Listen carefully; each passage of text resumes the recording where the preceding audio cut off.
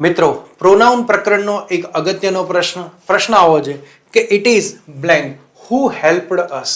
આની અંદર ઓપ્શન આપ્યા છે હી, હિમ, હીઝ અને હર. તો તમને એમ લાગે કે આમાં મારે કયો જવાબ મૂકવો, તો ખાસ ધ્યાન આપજો.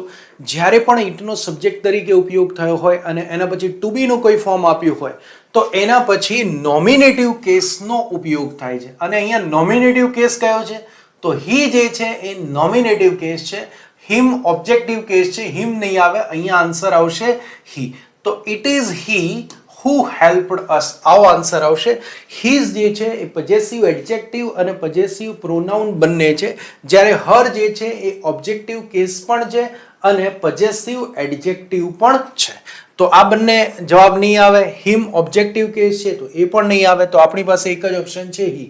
તો આન્સર આપણો આવશે હી, કે it is he who helped us. મિત્રો આવા વધુ પ્રશ્નો માટે જોડાયેલા રહો મારી સાથે શૈલેષ પટેલ ઇન્સ્ટિટ્યૂટ પર. આભાર.